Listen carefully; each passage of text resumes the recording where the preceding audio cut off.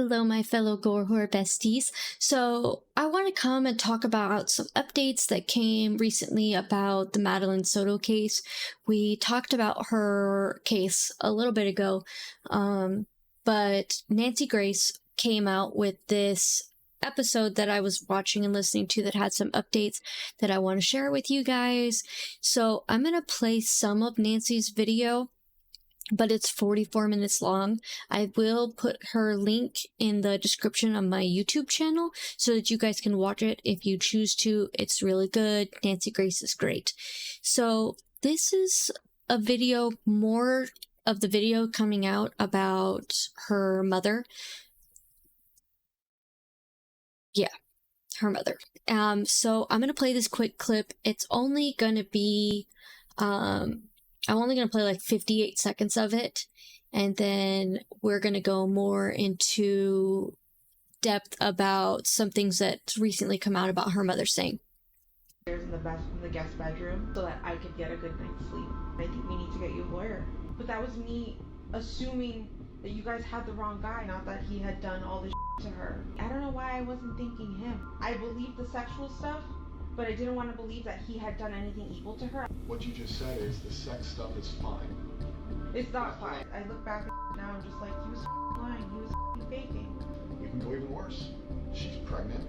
Have you ever found a pregnancy test at home? I have two underneath the bathroom sink, but I haven't seen if they're still there or not.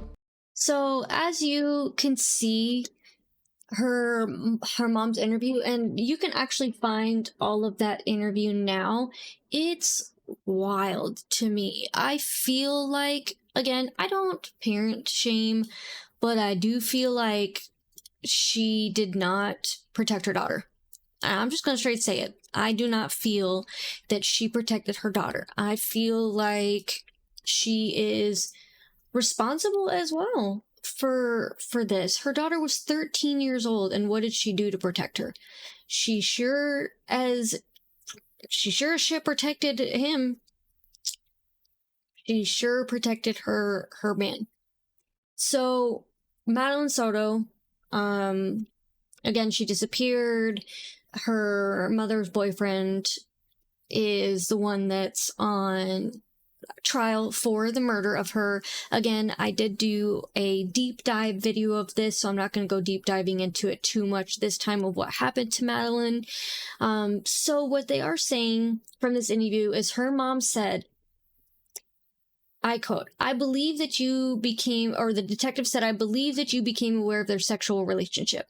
I think at a certain point throughout this relationship, you became aware of it, and for whatever reason, your reasons are your reasons, whether it was discussed that it would stop, whether it was discussed how it would go, and that you feel some sense of guilt."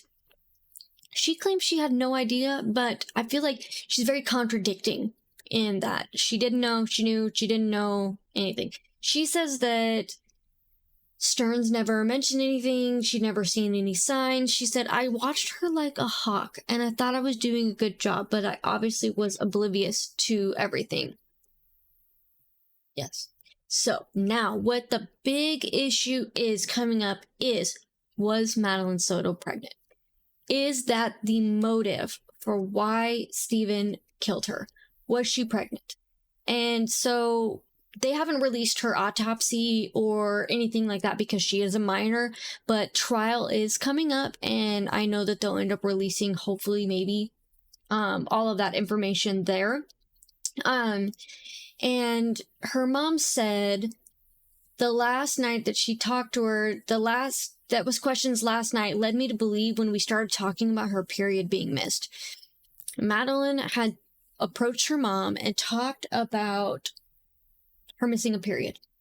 And then her mom in the interview you saw, she goes, "Well, I have 2 pregnancy tests," and she never checked to see if any of them were missing. So I'm curious now to know if she ended up checking for them and things like that. So she said, I quote, "I was told that her and her friend that somebody found out weird that they were no longer on the same cycle, but it could be because she's a teenage girl, and it could be that she missed her period," the detectives say back. After more questioning, she said that's when she brought up the 2 pregnancy tests. So they continued and said that They went after how they showed her pictures of Madeline's sexual abuse taken from Stern's phone in the days prior. And she suggested that Stern should get a lawyer because she didn't want to believe it. She said that she didn't want to believe that he actually did those things.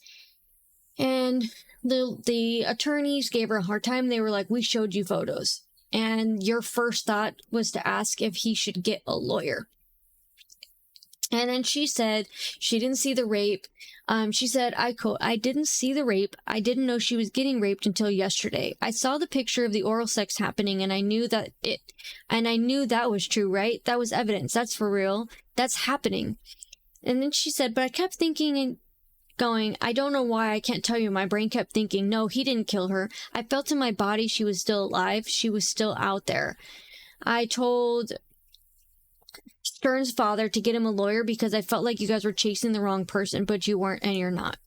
And then they pushed back, asserting that Jennifer was trying to protect Stearns, which I agree 100%. I really think that she was. Your child, you just saw pictures of your child performing things like that, and your first thought is, should he get a lawyer? Wild. So basically, that's still what's going on right now. Trial is expected to come up for Stephen Stearns soon. During more of the interview, she continuously protected Stephen. She was questioned about why she prioritized Stephen. And even at the point, she referred to the sex stuff as not evil, but the murder was evil. So the interview ended, and they don't feel that she was showing the same level of emotions or in care regards to her daughter as she was for Stearns. So it appeared that it appeared that she has already accepted that victimization was happening. So I guess we're going to see what's happening when they go to the interview. Again, I will share this Nancy Grace video so that you guys can watch it. Tell me your thoughts and opinions on this, and we'll see that hopefully this beautiful 13-year-old girl gets her justice. I will definitely update you guys as the trial goes on, and we'll get started on all that deep diving. Hope you have a great day. Thank you. Be safe out there.